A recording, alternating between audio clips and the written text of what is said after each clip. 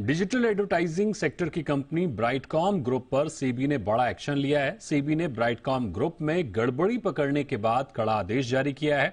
सेबी के board member Ashwini Bhatia ने यह अंतरिम आदेश जारी किया है। कंपनी को 7 दिन के भीतर सही शेयर होल्डिंग को पब्लिक करने का आदेश दिया है। हम आपको बता दें कि ब्राइटकॉम ग्रुप वो कंपनी है जिसमें गड़बड़ियों के बारे में जी बिजनेस समय समय पर आगाह करता आया है। कंपनी के बोनस शेयरों में गड़बड़ी तो हमने पूरी मुहिम चलाई थी। इस खबर पर विस्तार से जानते हैं, हमारे साथ जुड़ रहे हैं हमारे संवाददाता ब्रजेश कुमार, उनसे बात करते हैं। ब्रजेश जी, मुख्य तौर पर सेबी को क्या गड़बड़ियां मिली हैं इस कंपनी में? सेबी के whole time member Ashwini Bhatia ने ये आदेश पारित किया है ब्राइटकॉम ग्रुप के खिलाफ, और उसमें आरोपों की बड़ी लंबी चौड़ी और गंभीर किस्म की जो है वो लिस्ट है।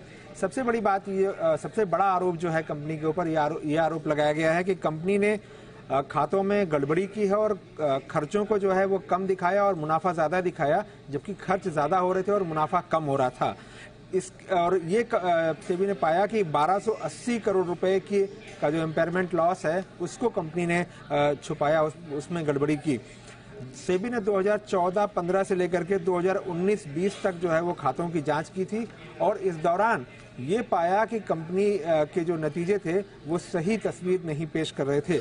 इसके अलावा जो कंपनी ने शेयर होल्डिंग जो डिक्लेयर कर रही थी कंपनी, वो उस शेयर होल्डिंग में भी गड़बड़ी पाई गई। 34 में से 31 तिमाहियों में कंपनी ने शेयर होल्डिंग की सही तस्वीर जो है वो पेश नहीं की। इन्हीं गड़बड़ियों को देखते हुए सेबी ने फॉरेंसिक ऑडिट कराने का ऑर्डर दिया था, लेकिन कंपनी ने इस फॉरेंसिक ऑर्डर का जो निर्देश आया था सेबी का, उसको डिस्क्लोज करने में भी बहुत आनाकानी की और 165 दिन की देरी के बाद इसको जाकर डिस्क्लोज किया, जो भी गलत था।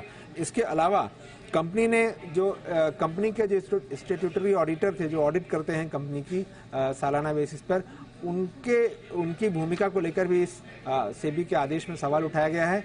ये कहा गया कि जब इतनी सारी गड़बड़ियां दिख रही थी तो उन्होंने अपना जो ऑब्जर्वेशन लिखा या अपनी जो टिप्पणी लिखी उसमें इस बात का जिक्र क्यों नहीं किया। साथ ही जो स्टैट्यूटरी ऑडिटर है उसकी नियुक्ति के तरीके पर भी सवाल उठाए गए। एक तरह से कहें तो तिकड़म मिलाकर उन्हीं ऑडिटर्स की नियुक्ति दोबारा की गई। साथ ही एक गड़बड़ी ये भी पकड़ में आई कि जो ऑडिटर थे, ऑडिटर के फैमिली मेंबर को नियम यह है कि 1 लाख रुपए से ज्यादा की कंपनी शेयर अलॉट नहीं कर सकती, लेकिन इस केस में करीब 3.5 करोड़ रुपए के शेयर का अलॉटमेंट जो है वो पाया गया ऑडिटर के फैमिली मेंबर को। साथ ही प्रमोटर्स जो थे उन्होंने खुद बहुत ही सस्ते भाव पर कंपनी के शेयर लिए और भाव जब ऊंचे गए तो बेचे। इस तरह से उन्होंने गड़बड़ी की और मुनाफा कमाया। बिल्कुल ब्रजेश जी, इसमें एक बात और बताइए कि सेबी ने अपने अंतरिम आदेश में क्या पाबंदियां लगाई हैं और क्या क्या निर्देश दिए हैं?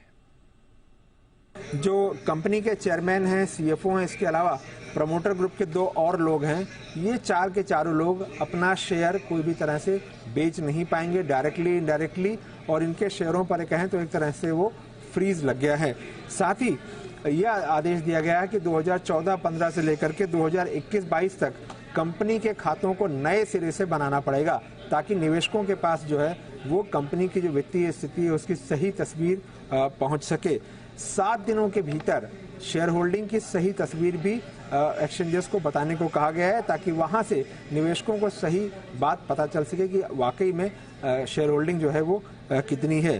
सब्सिडियरीज जो हैं इस ग्रुप की, उनका जो स्टैंड अलोन रिजल्ट है वो कंपनी की वेबसाइट पर डालना पड़ेगा, ताकि निवेशक जो पूरे ग्रुप की सही तस्वीर है वो उनको पता चल पाए। जितने भी 4 लोग जो हैं ये इन पर आरोप लगाया गया है, उनको 21 दिन का मौका दिया गया है कि ये अपनी बात सेबी के सामने रखें। ये अंतरिम आदेश है और इसके बाद जब सभी पक्षों की सुनवाई हो जाएगी तो फिर सेबी की तरफ से फाइनल ऑर्डर इस मामले पर आएगा।